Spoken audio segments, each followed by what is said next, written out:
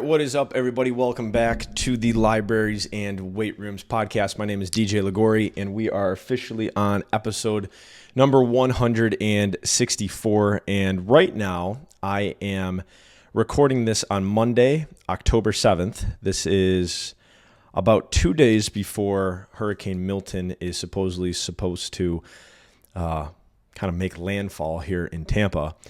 And I have to be honest, I wasn't sure what to talk about today, and then I thought, I think it might be interesting to actually be very honest about this whole hurricane thing and kind of what I've been thinking about regarding some of the things that we try to make sense of in our life. And I was at church 2 weeks ago, and the main message of the sermon or that day was sometimes there are things in life that just don't really make sense.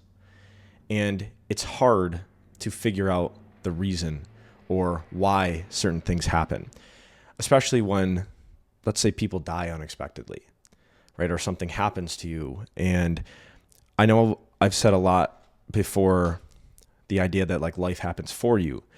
Yet sometimes when you're in those moments, like in the thick of the actual moment, it's tough to really figure out why this is happening for me, right? Like thinking about this hurricane. Today, actually, I went to go get some gas in my car because we're being told to evacuate the Tampa area. And I went to go get some gas in my car, and it was absolute madness outside. People were there. I went to 4 different gas stations, and all 4 of them were out of gas. The 5th one had some, and I barely snuck in to actually get some, and kind of escaped out of there. And it literally kind of felt like panic, like kind of everywhere. And to think why is this hurricane hitting again right after Hurricane, I believe it was Helene or Helen, I think it was Helene, came through literally like last week, and seeing the destruction that it did to some of the people that are like within like a mile of where I live is tough to look at. It's tough to believe that, people's whole insides of their homes are now like out in their front yard and ready to be taken away for garbage.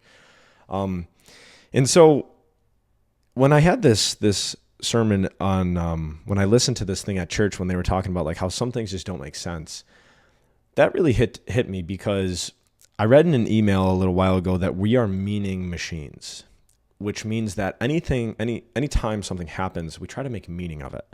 And we try to do this because I think what it does is it prepares us for the unknown. And if we don't understand something, then it can possibly be dangerous or be a threat to us. And so we're constantly trying to make meanings of things and circumstances so that there's less threat or less danger in our life. Yet sometimes when you think about like a hurricane coming and then another hurricane coming a week later, it's like, why? Like why is that a thing? And I think a lot of this is, you can relate this to a higher power. You can relate this to, right, there's things that we can't control. We relate this to, God has a plan. And I believe in all of these things.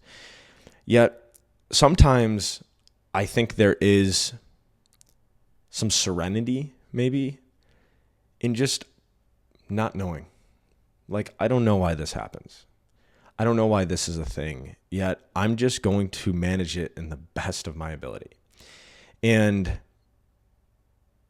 in 2016, I lost my uncle to pneumonia. And I believe I've told this story before, and it's a fairly personal story, yet I'm okay with sharing it because I think there's a greater lesson here.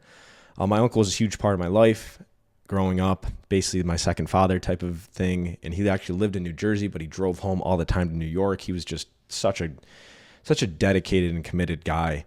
And he loved us, his nieces and his nephews. He treated them like his own kids, and we just loved him. He was just such a gregarious and charismatic guy. And unfortunately, he had some challenges in his life, and it kind of pushed him away from the family. And I didn't really get to see him a lot anymore. And because of that strain on the relationship, I didn't see him for probably 7, 8+ years. And then one day on my birthday, actually in 2016, he reached out to me and sent me an email, and we were actually going to see each other on September 20th at a college football game. And what ended up happening was he died on the 19th. He died one day before I was supposed to see him.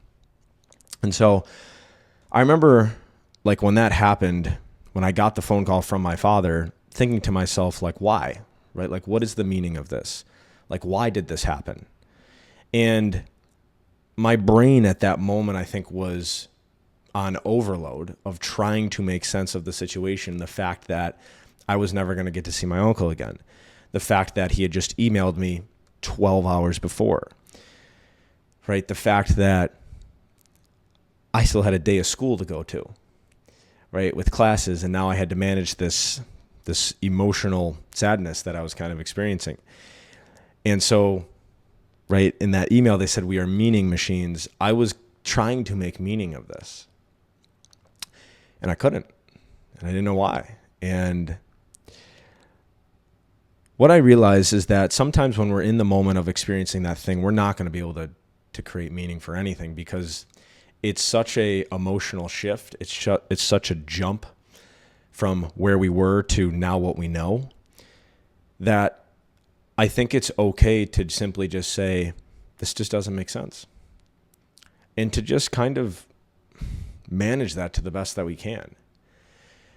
Because I do believe that eventually, once we've let time kind of heal and we've absorbed it and we've kind of come grips to this new reality, I have talked relentlessly about finding gifts and finding opportunities in these challenging moments and in these challenging times.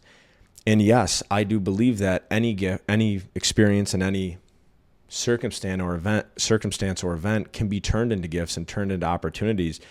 Yet it doesn't necessarily mean that I didn't wish the thing didn't happen. What I learned when my uncle passed away was I started to become more grateful of time. I started to become more grateful of the little things that I had in my life, because I didn't realize when it might get taken away from me, just like my uncle did. And so I started to notice all the things that I did have, and I started to notice just how grateful and appreciative I was of my life and the things that I had in it and the people that I had in it.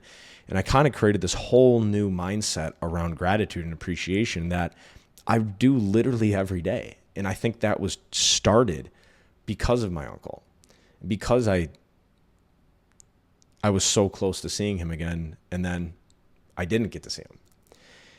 Having said that, would I trade lacking gratitude? Would I trade gratitude to have my uncle back? You bet your fucking ass I would. It doesn't mean that, right, my uncle passing away is now this great thing in my life. It means that this thing happened, and here's how I'm going to use it. I can't change the past. I can't change the things that are currently happening. All I can do is respond to the best of my abilities. And in the words of being an entrepreneur, use what you got. Alex Hormozi said that, first rule of entrepreneurship, use what you got. Use the event in any way you can. Use the experience in any way you can. Right? If you think about like a Hurricane Katrina, how could we ever say Hurricane Katrina was a really good thing? Right? Think about these horrible events in the world. How could we say that these were ever really good things? Did it bring people together? It might have. Yeah, it might have in a long enough time horizon. It might have done some good to some group or some organization that I might not even be aware of. Yet, it's probably okay if it didn't happen. Right? And us trying to make sense of that, sometimes we can be conflicted, right? Where it's like, I don't know why this thing happened, yet it did, and now let's do the best we can, right? And I think a lot of the things that we experience in life is us merely just almost living our life like a pinball. Like, things are going to happen, and we're not going to know why some things happen, and we're just going to have to bounce off of it, and we're going to have to absorb it in the best we can.